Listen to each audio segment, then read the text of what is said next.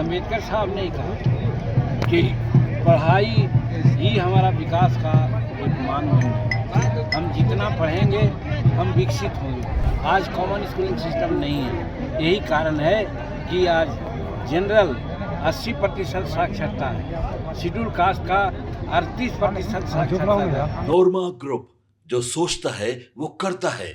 आपके अपने सपनों का आशियाना।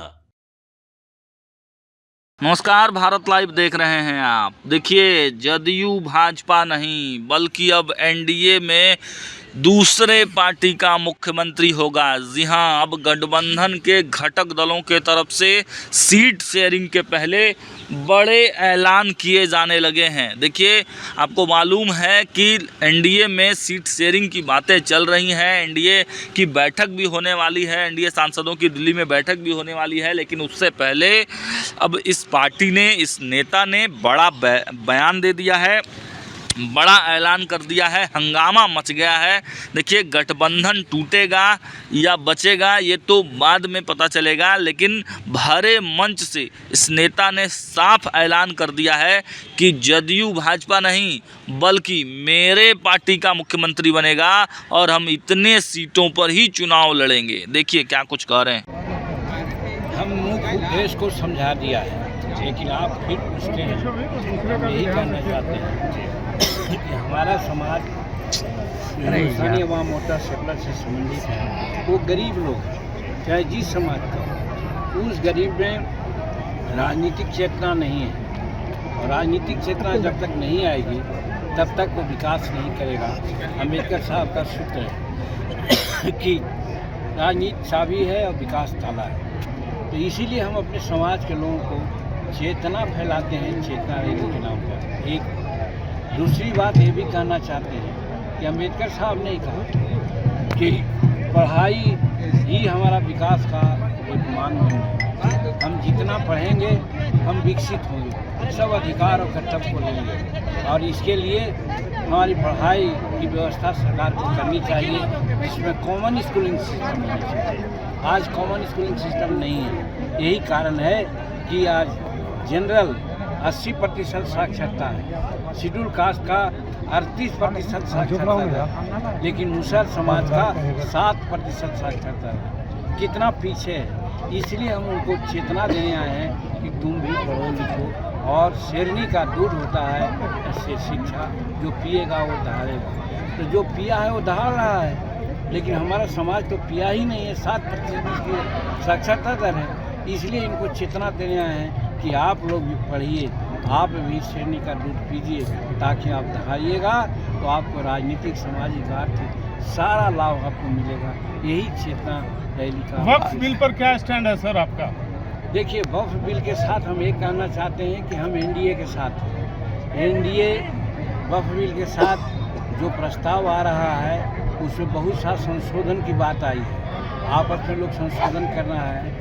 किसी का ऐसा नहीं है कि किसी समाज को हम उसको क्या कहते हैं, उसको हानि पहुंचाएं। हम उस समाज को, जिस समाज के लिए वक्फ बिल है, उसमें बहुत सी कुरीतियाँ हैं। उस कुरीतियों को हटा करके एज ए होल उस समाज को फ़ायदा हो, ऐसा बिल आने के लिए अनेक सुझाव दे गए हैं। सुझाव पर विचार हो रहा है और विचार होगा तो एनडीए इसको पारित करेगी। हम उसके साथ। आज मुख्यमंत्री की अवतार पार्टी में सर आज मुस्लिम संगठन हिमायत शरिया की तरफ से भी बाइकाट किया गया है सर। देखिए, हिमायत शरिया का लोग हैं चाहे अन्य लोग हैं, वो बाइकाट कर सकते हैं। उनका धार्मिक का अपना काम है, बात कर सकते हैं। लेकिन राष्ट्र हित में जो बात होगी, जो सरकार राष्ट्र हित की बात करता है, यहाँ पर सब कोई है। आज 14 बरस से 11 बरस से भारत में आज राज किसका है? भाजपा का है। ये वो कहीं पर किसी प्रकार का कोई देखिए कॉमनल राइट हुआ है। जहाँ तक मुसलमानों का आरक्षण का सवाल है, मुसलमानों को और हक का सवाल है। आप 3 तलाक का मामला है, आप ही लोग बताइए 3 तलाक अच्छा था क्या? लेकिन कुछ कठमुल्ले लोग हैं वो अच्छा समझते थे, लेकिन मैं तो नहीं समझता कि कोई ये ठीक था। मुख्यमंत्री के मानसिक स्वास्थ्य पर सवाल उठ रहे हैं सर, क्या कहेंगे आप? जो उठा रहा है मुख्यमंत्री के मानसिक सवाल पर, स्थिति पर, सवाल उसी की मानसिकता खराब है, वही खराब है। राजद लगातार प्रदर्शन कर रहा है कि मुख्यमंत्री ने राष्ट्रगान का अपमान किया, इसके बारे में कहीं सर नहीं आपका- अपमान किया है, हम लोग ने भी देखा है। जो 20 वर्ष से राज सत्ता चला रहा है, आवाज़ उनको समझ में आएगा कि राष्ट्र का अपमान किया।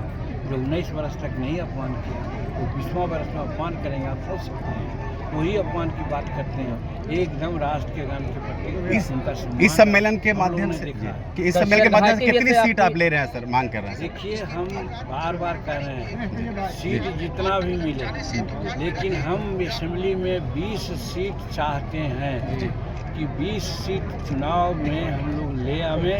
तो जितनी बातें, चाहे भूमि का सवाल हो, एजुकेशन का सवाल हो, बंदोबस्ती का सवाल हो, सिविल एट्रोसिटी एक्ट का सवाल हो, या और भी सवालात हो, सबको हम 20 MLA मिल करके पूरा करा देंगे, जिससे हमारे गरीब लोगों को फायदा होगा। इसलिए हम 20 सीट की मांग कर रहे हैं, जीतने के लिए 40 सीट भी हो सकता है। सर, वर्तमान में MSME मंत्रिमंडल आपके पास है और मंडलीय क्षेत्र से अक्सर आपका लोग विजयी का माला पहनाते हैं। तो सरघाटी अनुमंडल क्षेत्र में सर लोगों का मांग है कि MSME का यहाँ पे जरूर करेंगे। आप जानते हैं कि समस्त बिहार में टेक्नोलॉजी सेंटर नहीं था, समस्त भारत में 18 टेक्नोलॉजी सेंटर था, बिहार में नहीं था। और हमने गया में एक टेक्नोलॉजी सेंटर की स्वीकृति दिला दी है। अप्रैल महीना या जून महीना में उसका उद्घाटन कराएंगे। तो उसी प्रकार से टेक्नोलॉजी के बाद टेक्नोलॉजी एक्सटेंशन सेंटर होता है। और जैसा मैंने कहा कि शेरघाटी एक जिला का दर्जा कमान सकता है। यहाँ पर MSME का अगर टेक्नोलॉजी सेंटर नहीं तो एक्सटेंशन सेंटर जरूर बनवाएंगे, ताकि लोगों को ट्रेनिंग मिले। सर सरघाटी को लगातार जिला बनाने की मांग की जा रही है, आप भी कई बार मांग से इस चीज़ को बोले हैं, लेकिन सर ये केवल वोट के समय कहा जाता है, आप इसके बारे में क्या कहेंगे? देखिए, जिसके हाथ में कर्तव्य रहता था, जिसके हाथ में सत्ता रहती है, वही ना कुछ कर सकते हैं। तो जिसके हाथ में सत्ता है उससे हम लोग कहते हैं, उस पार्टी में इसीलिए तो हम कह रहे हैं कि हमको 20 सीट दे देना, हम जिला बना देंगे। लेकिन गया के हम ये गया में टेक्नोलॉजी सेंटर खोले थे और जिला के जो बात वहाँ करे थे, तो हम ट्रेनिंग देवेला हम शेरघाटी में भी, जैसे पूर्णिया में, दरभंगा में, मुजफ्फरपुर में, नालंदा में 5 जगह एक्सटेंशन सेंटर खोलेंगे है। तो हम शेरघाटी में भी एक्सटेंशन सेंटर खोलेंगे, जिसमें हजारों लोग को ट्रेनिंग होता है, हजारों लोग को नियोजन होते हैं। हम अपना निवास नहीं जीतेंगे। तो कहला हमारा ताकत चाहिए, ताकतवा मिलना है, लेकिन उसमें ताकत नहीं मिलो है, दूसरों को मुँह देखे पड़ो। ये वजह से आज चेतना रैली के माध्यम से बताने का चाहेंगे कि अगर फिर कहें कि अखबार वाला भी लोग करती है, हमारी मांग विशेष से नहीं है, हमारी मांग है जनता से हम दुआ करें कि समूचे बिहार में हमारा 20 सीट दिलाएगा। विधानसभा में हम विधानसभा में आज खेती बाड़ी में छाप के रखले है, हमारे लाखों रुपये के बढ़ावे लगे है, हमारे केस मुकदमा लिखाई है, हर तरह की बात है। हम न हो कि भाई इस समाज के आगे बढ़ावे में हम पूरा काम करवाए, ये भी सब यही करा कि हमनी के वोट कड़ाई छाप में जाए चाहिए, तब हमारा धिया पुता भी पड़ा, हमारी नौकरी भी मिला, हमारा विधानसभा में ज्यादा सीट भी मिला, और तब ये भूया समाज नशा समाज है एक प्रतिष्ठा बढ़ा। हम समझेंगे एक न चेतना सम्मेलन चले थे तो बात बड़ी हो, बने जाए थे 3, यहाँ से 3 घंटा लगकर जाएगा पड़ता है, बड़ी जबरदस्ती जब था 6 बजे भी हमारा पहुँचे थे। ये वजह से काम कहना बांटा लिए। और परसों यहाँ भी बोलो हाल, शेरघाटी में भी बोलो हाल, डोभी में भी बोलो हाल, और हम 12 किलो मिला करके कई 100 लोग के टूल किट्स दिल गए और ट्रेनिंग के लिए सुविधा दिल गए, रोजगार के लिए पैसा दिल गए। तो केकरा लिए है, तोरा लिए है, हमरा लिए है, गरीब के लिए है। कहानी के अपना गरीब के कैटेगरी में रख करके कहानी के लिए हम पेंशन योजना लागू के लिए है। कहानी के लिए हर जिला में प्रेस क्लब बनाने के काम किया है, पता ना मिला हो कि ना मिला हो। जब हम रहो तो दिला देवो, ई वैसे कहानियों से मदद चाहिए। मनी के बतिया के लिखा ई ना कि बोला ही हम कुछ तो कहानी ऐसा बतिया लिख दे ये कहा कि जीतन वाली फिर बोल रहा है, इस तरह से लिखा है। तो हम तोहरों मदद करेंगे। तो हम शेरघाटी में 9 प्रखंड है और 11-12 को यहाँ थाना है। अरवल से पूरा सीतामढ़ी ये सब जिला में 3 प्रखंड 4 प्रखंड है और जिला हो गए है। यहाँ के लोग भले ना मांग करते हैं, हम मांग करेंगे कि अगर 20 सीट हमरा दिला दे शेरघाटी के लोग और अगल बगल के लोग, तो शेरघाटी के हम जिला बनावे के भी ऐलान करा दे। जिला बन रहा है, अगर जिला बन जाए कलाकार ब्याज सब लोग यहाँ रहे लगता है तो गरीब के खेती का बदल लोग चाप के रखने हैं, सब निकलते और छोटा मोटा केस के लिए गया जाए पड़ा है न देता है, सब यहाँ रहता है। तो हम फिर चाहिए कि अगर हम 20 सीट लेके विधानसभा में तो हम शेरघाटी के जिला निश्चित रूप में बना दो, हम ये चाहते हैं। और दूसरी बात ये ट्रेनिंग से अगर जिला बन 7-7:30 बजे हो जाएगा, कल पार्लियामेंट में हमारा जवाब देगा। इस वजह से और काफी और समझे, लेकिन एक बात जरूर कहो, जेकरा अभी हमारा पास वो चिट्ठाई है कि तोरा जो विभाग मिल है, हमारे विभाग मिलने का नाम ज्यादा कुछ है MSE, MSME हम उन्हें समझा लिया MSME कुछ हुआ है तो उसी आज लोग नहीं जानते MSME कहा हुआ है। MSME के पूरा नाम हुआ है सूक्ष्म लघु और मध्यम उद्योग। उद्योग बड़ा बड़ा हुआ है तो उद्योग मंत्रालय कहा जाए, लेकिन सूक्ष्म लघु और मध्यम उद्योग हुआ है जिसका MSME कहा जाए। ओकरे प्रभार प्रधानमंत्री हमारा देखी है, ओकरा में मतलब है कि छोटा छोटा गरीब प्रधानमंत्री विश्वकर्मा योजना चल रही है, 18 प्रकार के ओकरा में है। कोची के है जैसे हजामत बना हुआ है उनको 15,000 रुपये देवे ताकि बढ़िया से वस्तु उतार लेकर के एक जगह लेके बैठते। रविदास राय है सड़क पर जूता सीख रहे हैं, चप्पल सीख रहे हैं, 10-5 रुपया कमाए होते प्रधानमंत्री सोचेंगे हम 15,000 रुपया देवे, वो बढ़िया से सामान खरीद के ले जाए। और उसी बढ़ई मिस्त्री है, लोहार मिस्त्री है, सोनार है, हर तरह के वो दर्जी काम करने वाला है। इस सब के लोग के 15,000 रुपया दे जाए, ट्रेनिंग हुआ है तब 15,000 रुपया मिल जाए तो कल है। तो देखा आपने जीतन राम मांझी पहले भी 40 सीटों की डिमांड किए थे।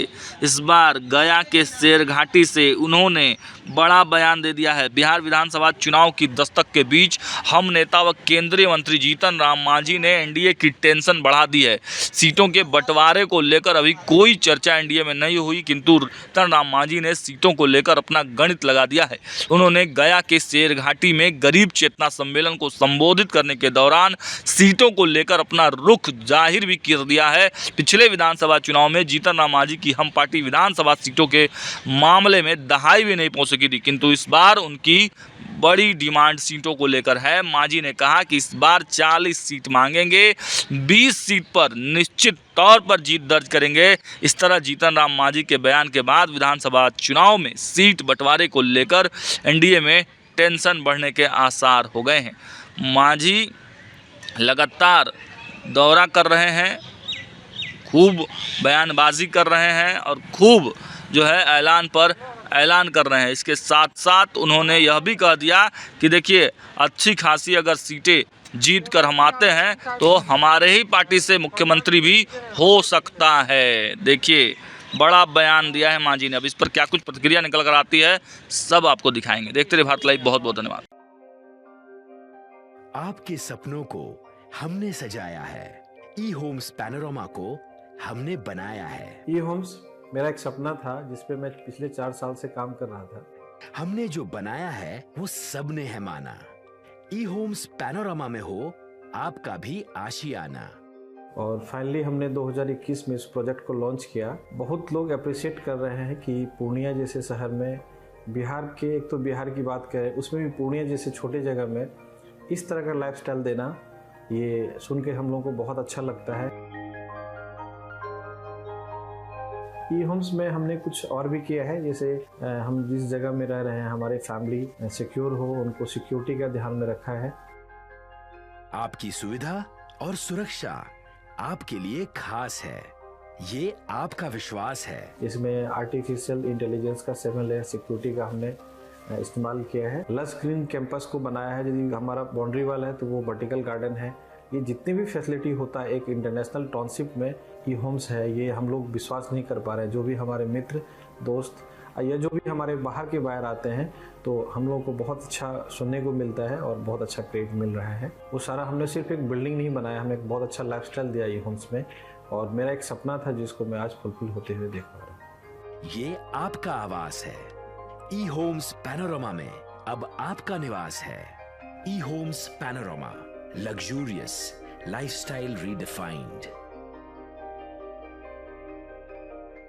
पनोरमा ग्रुप, जो सोचता है वो करता है।